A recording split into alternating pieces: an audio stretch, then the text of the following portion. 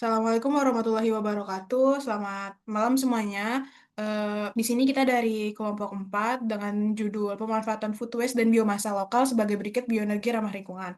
Proyek ini dibuat untuk memenuhi tugas Kapita Selekta. Untuk anggota kelompoknya, kami terdiri dari 5 orang. Yang pertama ada Ahmad Antono dengan NIM 22 10 50 32. Ada Oktaviani Daria dengan NIM 2300 238 dan ada saya sendiri Naila Kasih Rahmadani dengan NIM 23100 240, ada Ivana Kamila dengan NIM 23100 242 dan yang terakhir ada Dika Amar Al-Ghifari dengan NIM 25 yang diampu oleh Ibu Dr. Dina Nurul Fitria, SEMT CSCA CRP.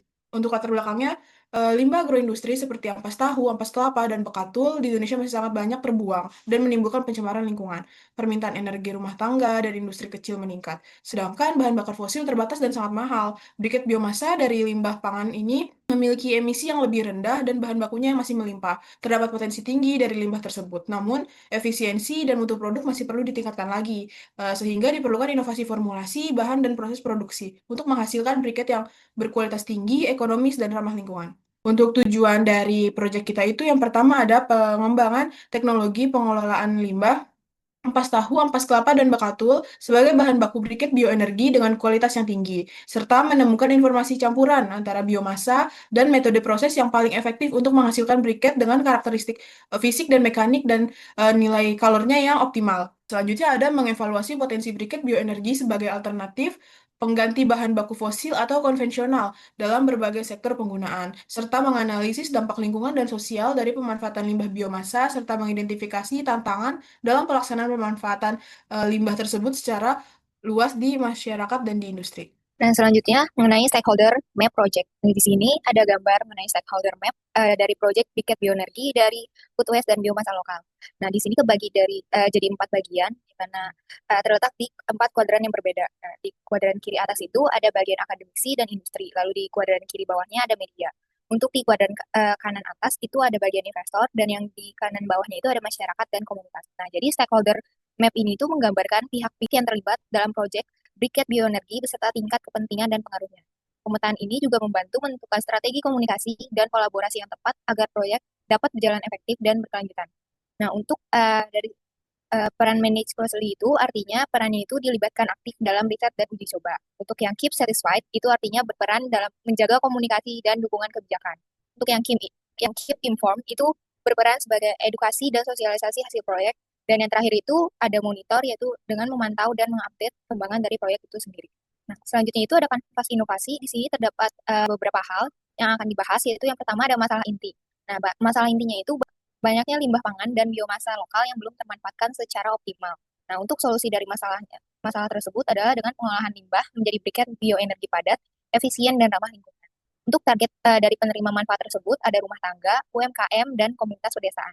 Untuk nilai tambah dari inovasi yang proyek yang kami buat itu ada mengubah limbah menjadi energi yang mendukung SDGs 7 yaitu tentang energi bersih dan SDGs ke-12 yaitu tentang konsumsi berkelanjutan.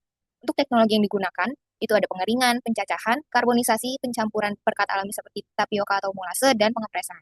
Nah, untuk mitra kolaborasinya sendiri ada dari Dinas Lingkungan Hidup, pabrik tahu, produsen kelapa dan laboratorium energi. Dan dampak yang diharapkan dari proyek ini adalah dengan berkurangnya sampah organik, energi murah, dan peningkatan ekonomi lokal.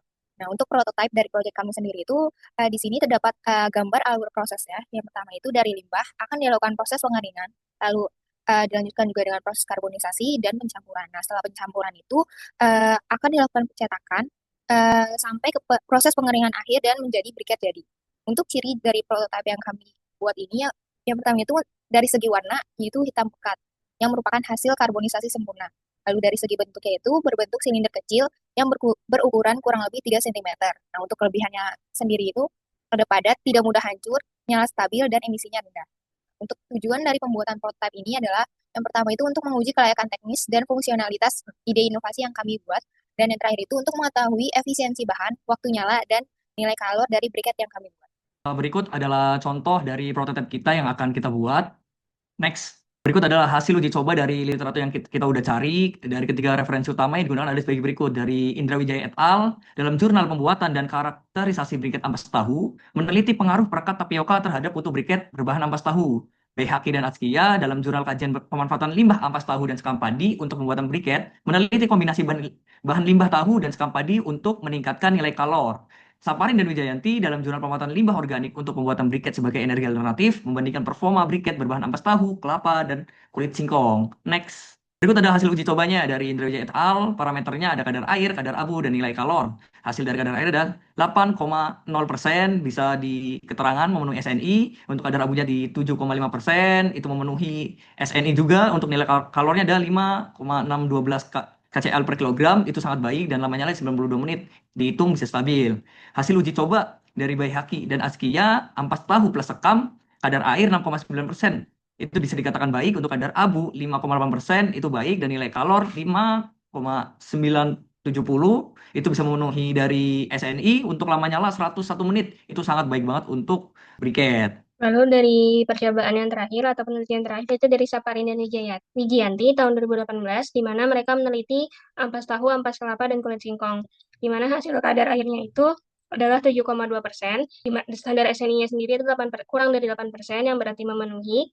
Lalu kadar abunya adalah 6%, di mana memenuhi standar SNI yaitu kurang dari 10%, dan nilai kalornya 5.850 kilokalori per kilogram, di mana standarnya itu adalah lebih dari 5.000, yang berarti penelitian ini menghasilkan briket yang baik. Juga lama nyalanya itu 95 menit, yang berarti nyala briket hasil penelitian mereka adalah stabil. Dan kesimpulan dari 3 penelitian terdahulu yang kami ambil, itu pertama adalah kadar air, di mana rentang nilai mereka adalah 6,9 sampai 8%, di mana standar SNI-nya itu adalah kurang dari 8%, yang berarti statusnya memenuhi, dan kadar abunya itu 5,8 sampai 7,5%, di mana standar SNI-nya itu adalah kurang dari 10%, yang berarti statusnya memenuhi, dan nilai kalor dengan rentang nilai 5.612 sampai 5.970 kilokalori per kilogram, di mana statusnya memenuhi baik untuk standar SNI-nya yang lebih dari 5.000. Nyalanya itu rata-rata 92 sampai 100 menit, 101 menit, yang berarti sangat baik. Dengan waktu penyalaannya rata-rata adalah 47 sampai 52 detik, yang berarti cukup cepat untuk briketnya nyala. Jadi ketiga jurnal ini itu menunjukkan kalau briket dari limbah ampas tahu dan biomasa lain itu memenuhi standar mutu SNI dengan karakteristik nilai kalor yang tinggi, kadar air yang rendah, dan waktu nyalanya yang panjang. Briket tersebut juga potensial untuk digunakan sebagai energi alternatif ramah lingkungan bagi rumah tangga maupun industri kecil, sehingga hasil ini itu dapat mendukung pengembangan bioenergi berbasis limbah pangan lokal yang berkelanjutan. Lalu ada revisi dan penyempurnaan dari kelompok kami, yaitu agar komposisi bahan agar disesuaikan, mulai dari ampas tahu, kelapa, dan bekatul, dibuat perbandingan 4:3:3 agar lebih padat dan stabil. Lalu perekat dapat ditambahkan tapioka yang kurang lebih 10-15% supaya briketnya itu tidak mudah retak. Dan pengeringan menggunakan oven atau sinar matahari agar kadar airnya lebih rendah. Dan cetakan juga dibuat seragam ukurannya, lalu tekanannya diperkuat. Nilai kalor juga dapat ditingkatkan melalui proses karbonisasi sempurna yang menggunakan suhu 400 sampai 500 derajat Celcius. Hasil akhirnya nanti didapatkan agar briketnya itu lebih kuat, nyalanya lebih lama, ramah lingkungan, dan juga siap diterapkan oleh masyarakat. Selanjutnya adalah masalah limbah ampas tahu, ampas kelapa, dan bekatul minyak terbuang dalam dan mencemari lingkungan. Ketergantungan pada bahan bakar fosil masih tinggi, sementara harganya terus meningkat.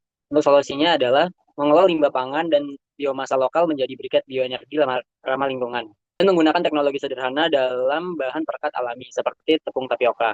Selanjutnya adalah prototipe briket padat dari campuran ampas tahu, kelapa, dan bekatul. Proses pembuatannya itu ada pengeringan, karbonasi, pencetakan, dan pengujian nyala.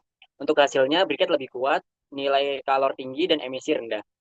Untuk dampak yang dihasilkan adalah mengurangi limbah organik dan polusi, menyediakan sumber energi alternatif murah untuk masyarakat dan UMKM, serta mendorong ekonomi sirkular dan kesadaran energi bersih. Kesimpulan dari materi yang kita buat adalah pengembangan briket bioenergi dari limbah pangan dan biomasa lokal merupakan inovasi berkelanjutan yang mampu mengubah limbah menjadi sumber energi alternatif, ramah lingkungan.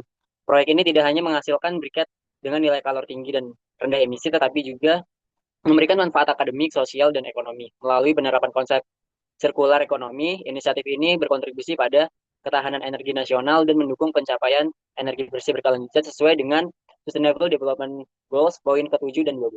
Mungkin cukup sekian pemaparan materi dari kelompok kami. Kurang lebihnya mohon maaf apabila terdapat kesalahan pada penulisan dan pemaparan materi. Berikut adalah timestamp atau bukti kita pada tim pada saat pengerjaan PowerPoint dan makalah yang kita buat. Sekian, terima kasih semuanya sudah menonton video ini.